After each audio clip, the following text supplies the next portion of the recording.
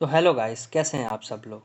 जैसे कि आप जानते ही हैं कि हमने पिछले वीडियो में डिस्कस किया था कि पॉड्स क्या होते हैं, हम उन्हें कैसे क्रिएट करते हैं, उनकी लाइफ साइकिल्स कैसे चलती है, उनमें ट्रबल शूट कैसे करते हैं और उनकी जो YAML फाइल्स होती हैं हम उन्हें कैसे कमांड्स में लिख सकते हैं।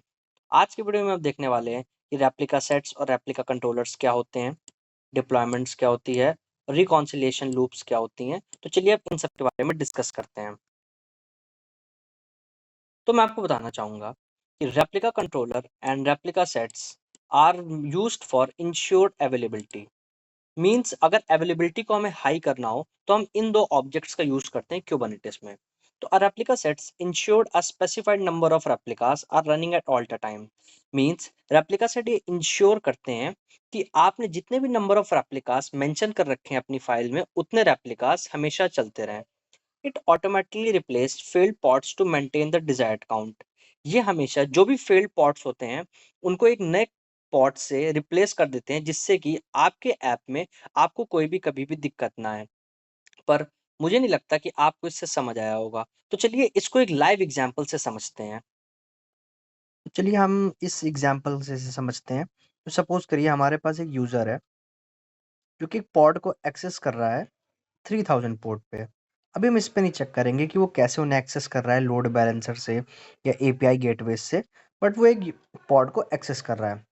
अब सपोज कीजिए किसी भी केस में ये पोर्ट क्रैश हो जाता है, क्योंकि आप जानते ही हैं कि जो डॉकर होता है वो स्टैंड अलोन होता है। बेसिकली अगर वो क्रैश हो जाएगा तो आपका यूज़र जो भी वेबसाइट पे एक्सेस कर रहा होगा वो एम्प्टी रिस्पॉन्स उससे देगा। ओके, तो इसका मतलब कि यूजर को अब कुछ नहीं दिखेगा सिवाय एक खाली पेज के। बट हम क्योंकि ऑर्केस्ट्रेशन यूज कर रहे हैं तो हम ये नहीं चाहते कि हमारा जो यूजर है उसे कोई भी एम्प्टी रिस्पॉन्स दिखे। तो अब इसके लिए हम क्या कर सकते हैं, तो बेसिकली हमें कोई ऐसा मैकेनिज्म लाना होगा जिसमें हीलिंग या हाई अवेलेबिलिटी रहे, और बेसिकली कभी भी हमारा पॉड जब भी क्रैश हो तो उसकी जगह कोई दूसरा पॉड यूज हो जाए। तो इसके लिए हम बेसिकली रेप्लिकेशन कंट्रोलर का यूज करते हैं। ओके, तो बेसिकली रेप्लिकेशन कंट्रोलर करता क्या है, इसमें हम अपना जितने भी मेरे रेप्लिकास होते हैं हम उसका एक डेफिनाइट नंबर दे देते हैं। सपोज करिए मैंने इस एग्जांपल के लिए अगर उससे कहा कि मुझे एक 3 रेप्लिकास का एक क्लस्टर चाहिए, तो हमारा जो क्लस्टर होगा उसमें बाय डिफ़ॉल्ट 3 क्लस्टर्स होंगे। ओके, तो मैं इन्हें क्रिएट कर देता हूँ। तो ये हमारा सपोज करें एक सेकंड पॉड है। ओके, और ये हमारा एक थर्ड पॉड है जो कि इस पे क्रिएटेड है। ठीक है, तो मैं इस क्लस्टर को भी बड़ा कर देता हूँ और ये हमारा एक थर्ड पॉड है। अब सपोज कीजिए कि अगर मेरा जो ये क्लस्टर है ये क्रैश हो चुका है, तो जो रिप्लिका कंट्रोलर होगा वो इस क्रैश के लिए भी एक और पॉड बना देगा जो कि इसी कंटेनर के नोड पे रहेगा। बेसिकली अब क्या होगा, जो ये हमारा क्रैश है ये हट जाएगा यहाँ से, इसके लिए ये यहाँ से डिलीट हो जाएगा।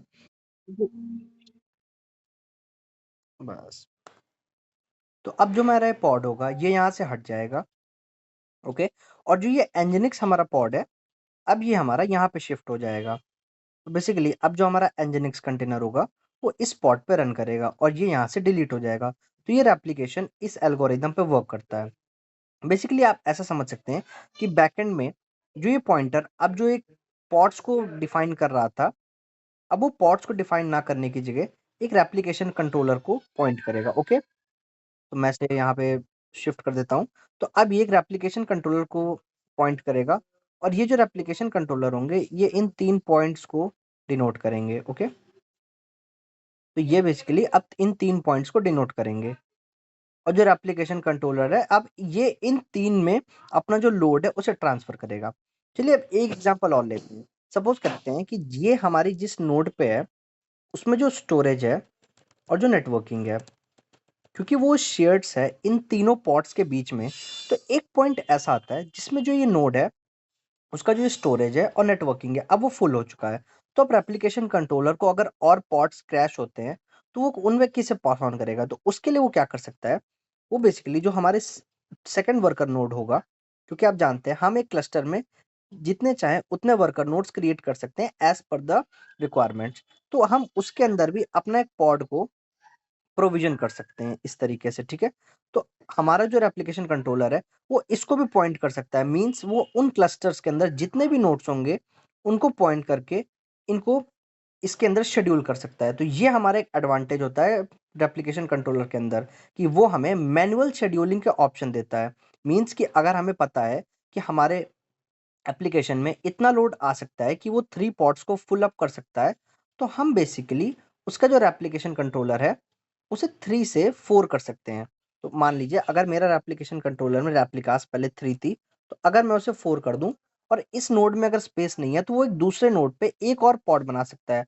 तो अब जो हमारा काउंट है वो 1, फिर 2, फिर 3 एंड अब 4 हो चुका है। इसी तरीके से अगर आप इस 4 को 1 करते हैं तो ये बेसिकली ऑटोमेटिकली जिस नोड में सबसे ज्यादा लोड होगा उसमें से कोई 2 पॉड्स को डिलीट कर देगा। अब बात करते हैं कि रेप्लिकेशन कंट्रोलर और रेप्लिकेशन सेट में क्या डिफरेंस होता है। बेसिकली रेप्लिकेशन सेट एक advance version of replication controller ही होता है जिसमें हमें एक और फंक्शनैलिटीज मिलती है विच इज लेबल्स। ओके, जो रेप्लिकेशन कंट्रोलर होता है उसमें लेबल्स का कोई फंक्शनैलिटीज नहीं होती है। इसका मतलब क्या है मैं आपको समझाता हूँ। सपोज करिए कि मैं चाहता हूँ कि सिर्फ उन्हीं पॉट्स में ये रूल्स लगे जिनके अंदर एक लेबल हो env डेमो। ओके, और मान लेते हैं कि मैं ये लेबल सिर्फ 2 पॉट्स में देता हूँ। ओके, एक इसमें और एक इसमें। अब क्योंकि एप्लीकेशन कंट्रोलर में कोई ऐसी फंक्शनैलिटी नहीं है कि वो लेबल्स को पहचान सके, तो वो ये नहीं डिफाइन कर पाएगा कि मैं अपने ट्रैफिक को किस पे राउट करूं। तो इसकी जगह पे अगर हम रेप्लिकेशन सेट ले आते हैं, ओके, तो मैं यहाँ पे अगर रेप्लिकेशन सेट कर देता हूँ तो इसे अब पता है कि मुझे सिर्फ 2 जगह ही अपना ट्रैफिक राउट करना है जिसके पास ये 2 लेबल्स हैं env डेमो। तो अब आप देख सकते हैं इस डायग्राम में कि हमारा जो रेप्लिकेशन सेट है वो बेसिकली अब सिर्फ इन 2 पॉट्स में ही हमारे ट्रैफिक को राउट करेगा जिसमें ये env डेमो नाम का लेबल्स है। तो ये होता है हमारा रेप्लिकेशन सेट। बाकी ये दोनों का फंक्शनैलिटी सिमिलर होता है। इनका मेन मतलब होता है कि ये हमें high availability, low down time, okay, low down time and high resilience दे सकें। मीन्स आपका जो ये काम है ये एक मैनुअल शेड्यूलिंग ही हो रहा है। हम आगे चल के ऑटोमेटिक शेड्यूलिंग भी देखेंगे और vertical power scale auto scaling and horizontal power auto scaling को भी चेकआउट करेंगे। बट जो इसमें हमारा वर्क हो रहा है वो ये है कि हमारा कोई भी पॉड ऐसा नहीं होना चाहिए कि वो रिसोर्स ना होने की वजह से क्रैश हो जाए और हमारा यूजर को एक एम्प्टी रिस्पॉन्स मिले। तो ये प्रॉब्लम को हमारा एप्लीकेशन कंट्रोलर या एप्लीकेशन सेट सॉल्व करता है। तो चलिए अब इसका प्रैक्टिकल करके देखते हैं। तो चलिए प्रैक्टिकल करके देखते हैं रेप्लिका कंट्रोलर का और रेप्लिका सेट्स का। ठीक है, रेप्लिका सेट। चलिए सबसे पहले मैं आपको बताता हूँ कि आप किसकी YAML फाइल कैसे बना सकते हैं। तो मैं यहाँ लिख देता हूँ touch rc.yaml। ओके, तो ये हमारी एक फाइल बन चुकी है। मैं इसको यहाँ ओपन कर लेता हूँ और मैं इस टर्मिनल को भी क्लोज कर देता हूँ। तो सबसे पहले हमें अपने मेन 4 टैगलाइंस लिखनी होती है which are API version, kind, metadata and spec. Okay, इसके बाद अब आपको पता करना है कि RC का API वर्जन क्या होता है। उसके लिए जैसे मैंने आपको पहले ही बताया आप यूज कर सकते हैं kubectl एक्सप्लेन रेप्लिकेशन कंट्रोलर। मैं इसको शॉर्ट फॉर्म में लिख रहा हूँ RC। ओके, अब इसके बाद आप यहाँ ऊपर जाएंगे तो आप देख सकते हैं इसका वर्जन भी V1 है। ठीक है, तो हम यहाँ पुट कर देते हैं V1 और इसका जो काइंड होगा वो रेप्लिकेशन कंट्रोलर होगा with R and C capital. तो मैं इसको यहाँ से कॉपी करके यहाँ पेस्ट कर देता हूँ। ठीक है, तो ये हमारे हो गए API वर्जन और काइंड। ओके, तो अब चलिए मेटाडेटा पे बात करते हैं। तो मेटाडेटा के अंदर 2 फील्ड्स आएंगी। एक होगा आपका name and the second one is labels. ठीक है, तो लेबल्स में हम इसमें लेबल दे देते हैं env rc डेमो। ठीक है, और इसका हम नेम दे देते हैं nginx rc। ठीक है, अब मैं आपको बताना चाहूंगा कि जो रेप्लिकेशन कंट्रोलर होता है वो बेसिकली आपके रेप्लिकास बनाता है किसी एक टेम्पलेट पे। मींस आप इसको जो भी टेम्पलेट देंगे वो उसी टेम्पलेट के मल्टीपल टेम्पलेट्स आपके क्लस्टर के अंदर जो आपके वर्कर नोड्स होंगे उसके हिसाब से बनाएगा। तो इसलिए हम आपको यहाँ पे स्पेक के अंदर डायरेक्ट कंटेनर्स ना लिखते हुए टेम्पलेट्स लिखेंगे। ठीक है, अब इस टेम्पलेट के अंदर हमें वही डिटेल्स बतानी होती हैं जो हम पॉट्स के लिए बताते हैं। जिसमें हम सबसे पहले क्या बताते हैं पॉट्स में सबसे पहले उसका मेटाडेटा बताते हैं और उसकी स्पेक बताते हैं। ठीक है, तो ये 2 फील्ड्स होती हैं जिसको हमें फिल करनी है। तो जैसे कि हमने पिछले अपने वीडियो में देखा था कि हम pod.yaml में ये एक रेप्लिका बनाते हैं। ठीक है, तो इसके लिए हम क्या कर सकते हैं कि इसमें एपीआई वर्जन और काइंड की जगह जो भी डेटा हमारा है हम उसको सेम यहाँ पे लिख सकते हैं। ओके, तो मैं इसको यहाँ से कॉपी करता हूँ और यहाँ पे पुट कर देता हूँ। पर आप देख सकते हैं कि हमारा जो यहाँ इंडेंटेशन है वो खराब हो गया है। तो इसके लिए मैं इसको यहाँ ऑल्ट दबा के इन सभी चीज़ों को सेलेक्ट कर लेता हूँ। ओके, तो आपको क्या करना है, ऑल्ट प्रेस करना है, नेम पे क्लिक करना है, देन लेबल्स पे, देन ईएनवी पे, देन यहाँ स्पेक्स पे, एंड सिमिलरली इसी तरह आपको इन सभी जगह पे ऐसे ऑल्ट दबा के अपने वीएस कोड पर सेलेक्ट करके इसको ऐसे स्पेस दबाना है। ठीक है, अब आप देख सकते हैं हमारा जो ये मेटा डेटा है वो उसके अंदर आ चुका है। ओके, हमारा एल भी यहाँ इधर आ गया है, तो इसको बैक स्पेस करके हम सही कर देते हैं। तो अब आप देख सकते हैं टेम्पलेट के अंदर हमारा सारा डेटा आ चुका है और टेम्पलेट के अंदर सिर्फ दो मेन चीज़ें जो है मेटा डेटा और स्पेक, जो कि हम चाहते थे। ठीक है, तो बेसिकली आप मान सकते हैं स्पेक के सिर्फ दो चाइल्ड होंगे, एक template and the second one is replica, जिसमें हम देंगे कि हमें कितनी डिजायर्ड रेप्लिका चाहिए। सपोज करिए मैं एग्जांपल के लिए 3 ले लेता हूँ। तो ये हमारा एक स्ट्रक्चर है rc.yaml, means replica controller YAML का। तो इसको अब हम सेव कर देते हैं। अब चलिए इसे अप्लाई करते हैं। तो सबसे पहले मैं अपने टर्मिनल को क्लियर कर देता हूँ और यहाँ लिखता हूँ kubectl apply -f rc.yaml। तो चलिए अब चेक करते हैं kubectl get rc। तो आप देख सकते हैं हमारा जो nginx rc है वो बन चुका है। और अगर हम चेक करना चाहें कि हमारे कितने पॉड्स रनिंग है तो उसके लिए हमें लिखना पड़ेगा kubectl get pod। तो आप देख सकते हैं हमने जो रेप्लिकेशन कंट्रोलर बनाया जिसमें हमने 3 रेप्लिकास मेंशन किए थे उसकी मदद से हमारे 3 पॉड्स nginx के बन चुके हैं। ठीक है, तो ये होता है। अब अगर आप सपोज कीजिए कि मुझे इसकी डिटेल्स पता करनी हो तो मैं चेक कर सकता हूँ इस कमांड से kubectl describe rc nginx rc। तो आप देख सकते हैं इससे हम आप इसकी डिटेल्स देख सकते हैं जो कि हमारे रेप्लिकेशन कंट्रोलर की है, जिसमें वो बता रहा है कि हमारे जो लेबल्स हैं वो ये हैं, ये सेलेक्टर्स हैं, ये हमारी इमेज है, ये इस पोर्ट पे चल रही है और ये उसके इवेंट्स हैं। तो ये होता है रेप्लिकेशन कंट्रोलर के बारे में। लेकिन मैं आपको बताना चाहूँगा कि आजकल की जितने भी डिप्लॉयमेंट्स हैं उसमें हम रेप्लिकेशन कंट्रोलर का यूज़ नहीं करते हैं क्योंकि वो एक लेगेसी वर्जन है, वो एक पुराना हो चुका है। न्यूअर वर्जन जो कि रेप्लिका सेट है अब हम उसके यूज़ करते हैं। उसका जो मेन एडवांटेज है वो ये है कि रेप्लिकेशन सेट एग्जिस्टिंग पॉट्स जो हमारे पहले से एग्जिस्ट करते हैं उसमें भी हम रेप्लिकास क्रिएट कर सकते हैं। बट रेप्लिकेशन कंट्रोलर सिर्फ उन्हीं पॉट्स में अप्लाई करता है जो कि उनसे बने हुए हों, उनके अलावा किसी में भी वो अप्लाई नहीं करता है। तो इसीलिए अब चलिए हम समझते हैं कि हम इस फाइल को रेप्लिकेशन सेट से कैसे बना सकते हैं। तो उसके लिए बेसिकली हमें सबसे पहले इसका एपीआई वर्जन चेक करना होगा कि रेप्लिका सेट का एपीआई वर्जन क्या होता है। उसके लिए चेक करते हैं kubectl explain रेप्लिका सेट। तो मैं इसको सॉल्व स्मॉल में लिख रहा हूँ। तो आप देख सकते हैं कि जो रेप्लिका सेट होता है उसमें काइंड और वर्जन के अलावा एक चीज और है, वो है ग्रुप। इसका मतलब ये है कि जो रेप्लिका सेट है उसमें कोई ग्रुप भी ऐड होता है तो हमें उसको भी वर्जन में मेंशन करना पड़ेगा। चलिए उसे भी मेंशन कर देते हैं। ठीक है, तो मैं यहाँ पे जाता हूँ और अपने ऐप्स में एपीआई वर्जन में ऐप्स भी मेंशन कर देता हूँ। ओके, और काइंड हमारा हो जाएगा रेप्लिका सेट।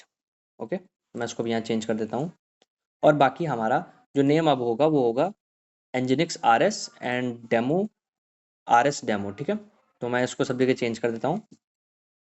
इसके अलावा एक जो और इम्पोर्टेंट चीज़ है, हमें रेप्लिका सेट्स में लेबल्स भी मेंशन करने होते हैं। तो चलिए अब लेबल्स को लिखते हैं। तो यहाँ पे हमें टेम्पलेट्स के बराबर पे आना होगा और यहाँ लिखना पड़ेगा selector, then match labels. Okay, match labels. After that हमारा जो लेबल है वो है env rs डेमो। ठीक है, तो ये हमारी फाइल एक रेप्लिका सेट की बन चुकी है जिसमें हमने सिर्फ बेसिकली ये सेलेक्टर्स को और काइंड और एपीआई वर्जन को चेंज किया है, उसके अलावा बाकी सब सेम है। चलिए अब इसे सेव करके अप्लाई करते हैं। इसके लिए मैं टर्मिनल फिर से ओपन करता हूँ और लिखता हूँ kubectl apply -f rc.yaml। तो आप देख सकते हैं हमारा जो रेप्लिका सेट है वो क्रिएट हो चुका है। ठीक है, तो अब चेक करते हैं कि ये कितने पॉट्स बने हैं। तो इसके लिए सबसे पहले हम देख लेते हैं कि हमारे रेप्लिका सेट में डिजायर्ड और करंट कितने हैं। हमारे जो डिजायर्ड है वो 3 है और जो करंट है वो भी 3 है। अगर हम kubectl गेट पॉट्स करके देखें तो आप देख सकते हैं हमारे जो तीनों हैं वो रनिंग है। पर अब सपोज कीजिए कि अगर मुझे इस 3 से भी हमारा जो वर्कलोड है वो कंप्लीट नहीं हो पा रहा है, मुझे इसे और स्केल करना है, मीन्स 4 5 7, तो मैं उसके लिए कैसे स्केल कर सकता हूँ। तो बेसिकली अगर मुझे इसके रेप्लिकास को बढ़ाना है तो उसको बढ़ाने के 3 तरीके हैं। तो सबसे पहला तरीका है वो है सिंपल कि हम इस YAML पे जाएं, इस 3 में 4 को चेंज करें, कंट्रोल S करके सेव करें एंड देन इस टर्मिनल पे इस फाइल को हम फिर से अप्लाई कर दें, ठीक है? तो मैं आपको ये करके दिखा देता हूँ। तो ये आप देख सकते हैं कि हमारा जो रेप्लिका सेट है वो कॉन्फ़िगर्ड हो गया है। तो अगर अब मैं kubectl गेट पॉड्स करके देखूँ, तो मुझे 4 पॉड्स दिखने चाहिए और आप देख सकते हैं कि हमारा चौथा पॉड भी अभी 8 सेकंड पहले बना है, ठीक है? अब हम सेकंड तरीका देखते हैं। जो सेकंड तरीका होता है वो होता है kubectl एडिट, मीन्स जो रनिंग रेप्लिका सेट है उसकी डायरेक्ट फाइल को एडिट करना। उसके लिए हम लिखेंगे kubectl एडिट rs और हमारी फाइल का नाम है nginx rs, ओके? इसके बाद ये हमारा नैनो पे, सॉरी, वी पे एडिटर पे ये हमारी फाइल खुल जाएगी। इसमें हमें रेप्लिकास पे जाना है और शिफ्ट ए दबा के इंसर्ट मोड पे जाके इसको हमें चेंज करना है जितने भी चाहिए। सपोज करें मेरे को 7 चाहिए। ये करने के बाद हमें एस्केप कोलन WQ और एक्सक्लेमेटरी मार्क पे क्लिक करना है। तो आप देख सकते हैं कि हमारा जो रेप्लिका सेट है वो एडिट हो चुका है। अब अगर हम kubectl के पॉट करके देखें, तो आप देख सकते हैं अब हमारे 7 पॉट्स यहाँ है रेडी हैं और एक पॉट अभी कंटेनर क्रिएटिंग पे है और ये भी बन जाएगा। तो आप देख सकते हैं अब सारे हमारे पॉट्स रनिंग है। तो अब जो थर्ड तरीका है उसे हम इम्परेटिव वे भी कहते हैं, बिकॉज ये हमारे जो वेज थे अभी तक डिक्लेरेटिव थे। इसमें हमें डायरेक्ट YAML फाइल पे जाके चेंज करना पड़ा था, बट हम YAML फाइल को बिना एक्सेस किए भी चेंज कर सकते हैं इम्परेटिव वे से, जो कि होता है kubectl scale hyphen hyphen replicas equal to 10 और हमारे रेप्लिका का नाम जो कि है nginx rs। अब आप देख सकते हैं ये स्केल्ड हो चुका है, मतलब कि ये 7 से 10 पे जा चुका है। अगर अब हम फिर से करके देखें kubectl get port, तो आप देख सकते हैं अब ये 10 रेप्लिकास हमें दे रहा है। तो ये थे बेसिकली हमारे स्केल करने के। बाकी आप चाहें तो इसकी डिटेल्स भी देख सकते हैं, kubectl describe rs और हमारे nginx rs। ये है इसकी डिटेल्स बेसिकली। इसमें उसका नेम स्पेस, लेबल्स, कितने रेप्लिकास हैं, कितना रनिंग है, कितने वेटिंग पे हैं, कितने फेल हुए, आप ये सब चेक कर सकते हैं। इसके अलावा हमारा जो kubectl यूटिलिटी होता है वो हमें हेल्प भी करता है अगर आप किसी कमांड को भूल जाएं। सपोज कीजिए जो हमने अभी कमांड रन की kubectl स्केल, अब मुझे इसके आगे की कमांड नहीं पता, तो मैं जो भी कमांड होगी उसके आगे हेल्प लिख के चेक कर सकता हूँ कि उसकी क्या कमांड होगी। तो उसका जो यूजेज है वो आप देख सकते हैं। बेसिकली ये हमारा यूजेज होगा कि kubectl स्केल जितना भी हमें रिसोर्स चाहिए, जितना करंट है, उसके अलावा कौन-कौन से आप टैग्स लगा सकते हैं। तो बेसिकली इससे आप किसी भी कमांड का हेल्प ले सकते हैं। अगर मैं kubectl हाइफन हाइफन हेल्प लिखूँ, तो ये सिर्फ kubectl की हमारी सारी कमांड्स की हेल्प दे सकता है। तो ये था बेसिकली रेप्लिका सेट और रेप्लिका कंट्रोलर को कैसे क्रिएट करते हैं। तो चलिए अब डिप्लॉयमेंट के बारे में देखते हैं। डिप्लॉयमेंट, जिसे हम मैनेजिंग एप्लीकेशन लाइफ साइकिल के नाम से भी जानते हैं। चलिए समझते हैं कि उसका बेसिकली क्या यूज़ होता है हमारे कुबरनेटिस में। तो जो डिप्लॉयमेंट होता है उसके अंदर हम रेप्लिका सेट्स या पॉड्स को भी इंक्लूड करते हैं। तो बेसिकली जो डिप्लॉयमेंट्स होता है वो हमें एक फीचर्स देता है, rolling update and rolling out roll backs and allowing seamless application updates. तो इसका मतलब ये है कि डिप्लॉयमेंट्स की मदद से हमें कोई भी अपडेट करना है या कोई भी अपडेट को हटाना है तो उसे हम बहुत आराम से कर सकते हैं। और जितना भी रेप्लिका सेट से पॉड्स होता है उनके जो डिप्लॉयमेंट्स होते हैं हम उन्हें बहुत ही क्लीनली और बिना भी कोई डाउन टाइम के कर सकते हैं। बट मुझे नहीं लगता कि आपको इससे कोई क्लैरिटी होगी। तो चलिए अब इसे इस एग्जांपल से समझते हैं जो मैंने यहाँ पे शो कर रखा है। चलिए इसके लिए मैं सबसे पहले अपने वीएस कोड पे चलता हूँ, ठीक है? तो हम चलिए इस डायग्राम समझते हैं। जैसे कि हमने पिछले एग्जांपल में अपने समझा था कि हमारा जो यूज़र है अगर उसे कोई भी चीज़ एक्सेस करनी है तो वो अभी रेप्लिका सेट से एक्सेस कर रहा है, जो कि हमें 3 पोर्ट्स पे राउट कर रहा है। ओके, क्योंकि हमने रेप्लिका सेट में 3 रेप्लिकास की स्कीम दे रखी है। बट अब सपोज कीजिए कि अगर मैं कोई ऐसा अपडेट करना चाहूँ, सपोज कीजिए कि अगर मैं, ये हमारी जो एप्लीकेशंस हैं वो 1.1 पे चल रही हैं, तो ये रेप्लिकाज हैं, तो इन तीनों का अपडेट सेम होगा, ठीक है? अब मैं इस 1.1 को 1.2 में अपडेट करना चाहता हूँ। तो ये रेप्लिका सेट्स होता है वो all the pods at single time policy को यूज़ करता है। इसका मतलब ये है कि अगर आप रेप्लिका सेट से इन सभी को अपडेट करने जाएँगे, तो ये इन तीनों को एक टाइम पे ही 1.2 पे अपडेट करने लगेगा। तो इससे हमारा क्या नुकसान होगा?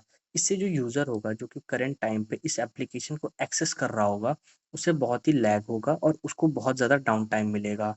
एंड इसके अलावा जो एक्टिव टाइम यूजर्स हैं, जो सपोज़ करें कि किसी स्टॉक मार्केट जैसी साइट को एक्सेस कर रहे होंगे, उन्हें भी बहुत दिक्कत होगी। तो इस प्रॉब्लम को सॉल्व करने के लिए डिप्लॉयमेंट आया। तो बेसिकली डिप्लॉयमेंट क्या करता है,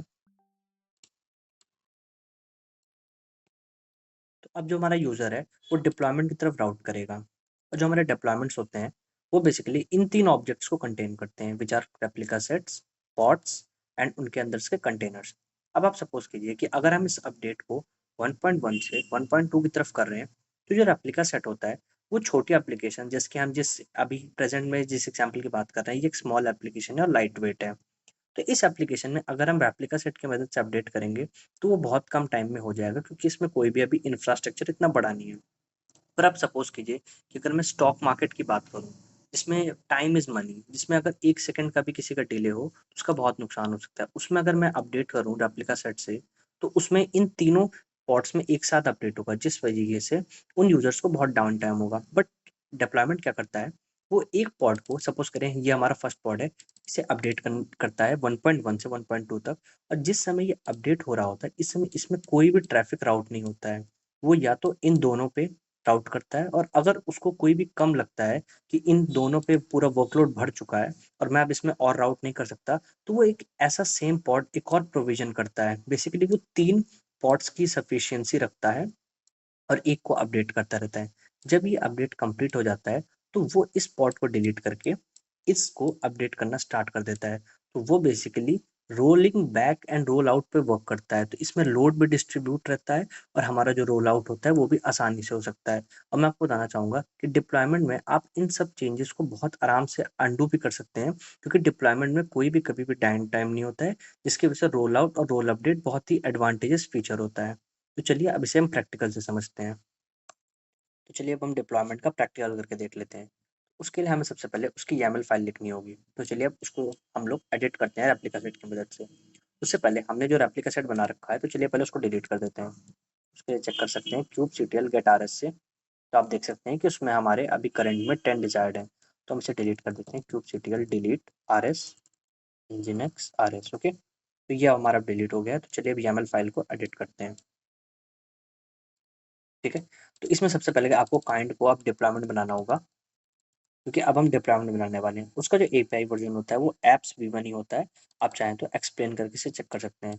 अब हम इसका नाम nginx डिप्लॉय रख देते हैं। ओके ओके, एंड अब इसका जो env होगा वो डी डेमो होगा। ओके, एंड इसमें जो सेलेक्टर्स होंगे वो भी डी डेमो होंगे। अब ने बेसिकली rc.yaml को ही अब डिप्लॉयमेंट के हिसाब से कॉन्फ़िगर कर दिया है। तो चलिए अब इसको अप्लाई सेव करके अप्लाई करते हैं। इसके लिए आपको लिखना पड़ेगा kubectl apply -f rc.yaml। तो आप देख सकते हैं हमारा जो डिप्लॉयमेंट है वो बन चुका है। अब अगर आप उसको चेक करना चाहते हैं तो आप लिखिए kubectl get deployment, या आप इसकी जगह इसका शॉर्ट फॉर्म सिर्फ डिप्लॉय भी लिख सकते हैं। तो आप देख सकते हैं हमारा जो nginx डिप्लॉय है, जिसमें हमने बेसिकली रेप्लिकास 4 मेंशन किए हुए हैं, तो वो उस डिजायर्ड क्वांटिटी को चेक कर रहा है। और अगर आपको इन सारे ऑब्जेक्ट्स को एक साथ देखना है, उसकी जो कमांड होती है वो होती है kubectl get all। तो आप देख सकते हैं इसमें आपकी बेसिकली पॉड, सर्विसेज, डिप्लॉयमेंट और रेप्लिका सेट सब शो हो रहा है। आप सर्विस की चिंता मत कीजिए, हम इसको नेक्स्ट वीडियो में कवर अप करेंगे। तो बेसिकली डिप्लॉयमेंट सबसे पहले रेप्लिका सेट को कॉल करता है और रेप्लिका सेट को बनाता है। जो रेप्लिका सेट होते हैं वो इन पॉड्स को बनाते हैं। तो डिप्लॉयमेंट इन सबको अपने अंदर कंटेन करता है और एक ऑटोमेटिक वे में इन्हें बनाता है। अगर आप इस डिप्लॉयमेंट को डिस्क्राइब करके देखना चाहते हैं, तो आप kubectl डिस्क्राइब डिप्लॉय हमारा nginx डिप्लॉय को देख सकते हैं। ठीक है, तो ये हमारे डिप्लॉयमेंट फाइल की डिटेल्स, जिसमें हमारा उसका नेम, उसके सेलेक्टर्स, उसमें रोलिंग अपडेट्स की कौन सी स्ट्रैटेजी है, कौन से में कितने अनअवेलेबल हैं, कितने सर्ज हैं, और मिनिमम रेप्लिकास अवेलेबल कितने हैं। तो ये सब हम उसमें देख सकते हैं। ठीक है, तो अब चलिए देखते हैं कि आगे हम इसमें कैसे इसकी इमेजेस को अपडेट कर सकते हैं। तो अपडेट करने के मैंने जैसे कि आपको पहले ही बताया कि 2 डिक्लेरेटिव और एक इम्पेरेटिव वे होता है। जो 2 डिक्लेरेटिव वे होते हैं, उसमें सबसे पहला होता है या तो आप इस YAML फाइल में चेंज करके इसे फिर से अप्लाई करें, या kubectl एडिट करके डायरेक्ट रनिंग ऑब्जेक्ट को भी चेंज कर सकते हैं। तो वो तो कमांड्स तो अब आपको आ गई होंगी मुझे लगता है। तो चलिए हम इसका डायरेक्ट इम्परेटिव वे देखते हैं, जो कि होता है kubectl सेट इमेज। उसके बाद हमारा जो ऑब्जेक्ट है वो डिप्लॉयमेंट है, और उसका नाम जो कि है nginx डिप्लॉय। ओके, या अब ठीक है। उसके बाद मैं बैकस्लैश लगा के बेसिकली इस कमांड को पूरा एंटर करने की जगह मैं नीचे पुट कर देता हूँ। ओके, तो अब मैं इसका जो हमारी पुरानी इमेज है वो है nginx, और मेरी जो नई इमेज में रखना चाहता हूँ वो होगी nginx विथ वर्जन 1.9.1। ओके, तो ये मैं उसको अपडेट कर रहा हूँ। ओके, तो मैं आपको बताना चाहूँगा, बेसिकली यहाँ पे हम अपने कंटेनर का नाम देते हैं। जो हमारा कंटेनर है, उसका नेम है nginx cont। आप यहाँ देख सकते हैं। इस फाइल के हिसाब से मुझे यहाँ पे nginx cont देना पड़ेगा। तो मैं चलिए इसको यहाँ पे अपडेट कर देता हूँ। मुझे यहाँ लिखना होगा kubectl set image deploy slash nginx deploy then backslash and यहाँ पे हमारा कंटेनर का नेम है nginx cont, जिसमें हम इमेज डालना चाहते हैं nginx विथ वर्जन 1.9.1। ओके, तो आप देख सकते हैं हमारा जो nginx इमेज है वो अपडेट हो चुका है। तो अगर अब हम अपने kubectl describe deploy nginx deploy को चेक करें तो हम देख पाएंगे कि हमारा कौन सी इमेज यहाँ पे शो हो रही है। ठीक है, अब हम यहाँ जो डिप्लॉयमेंट देखते हैं,